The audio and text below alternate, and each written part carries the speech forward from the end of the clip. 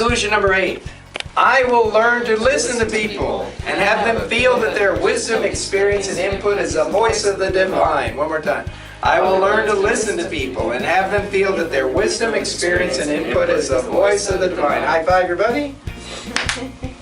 So, since I'm looking for information in relationships, trusting that jobs and opportunities will take care of themselves, I'll begin every conversation with that subject that every person likes to discuss most. What's the thing everyone wants to talk about most? They do.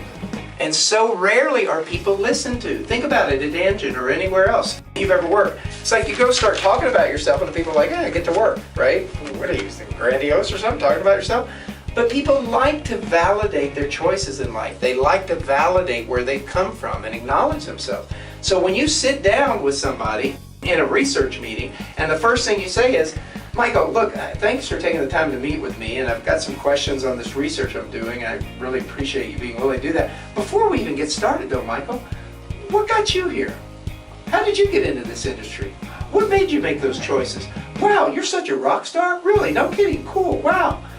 In other words, get people talking about themselves. I'm telling you that Michael will talk for 25 minutes before he even realizes that, I came in to ask him some questions. He'll think, see, and I'm doing this on purpose, right? I want him to talk about himself as much as possible. You know why?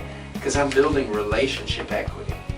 Because he thinks, number one, this guy's pretty smart. He's listening to me, right?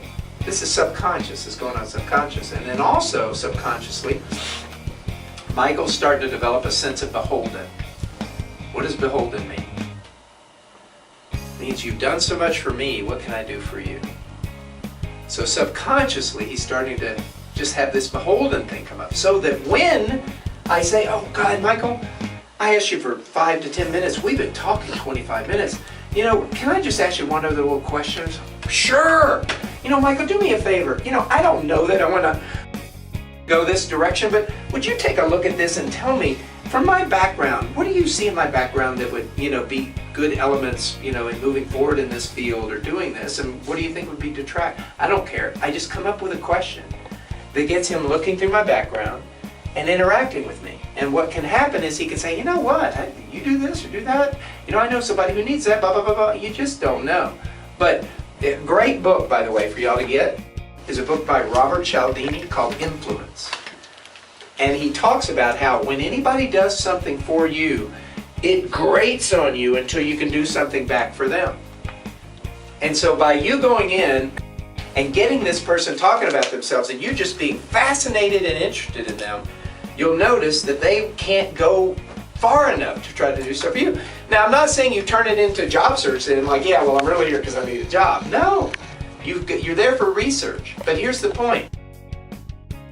The point is that if you create that relationship and then you find a way to manage it and to maintain that relationship, you'll stay top of mind with that person. Does this make sense? Yes, no? It's like the Dalai Lama, right? They give you that flower in there. You're like, gotta give him a buck, right? Exactly. Well, that was actually the Moonies. The Moonies did that. So, but y'all get the point, right? So, since I'm looking for information from relationships, trusting that jobs and opportunities will take care of themselves, I'll begin every conversation with the subject that every person likes to discuss most, themselves. I realize that most people are never truly listened to. Therefore, I'll be interested rather than interesting. It's always better to be interested than interesting. I'll waste no time in my meetings getting straight to this most important subject, and I'll probe and prod folks to share with me why they made the choices they did, what got them where they are, and how in general they became a rock star that they are.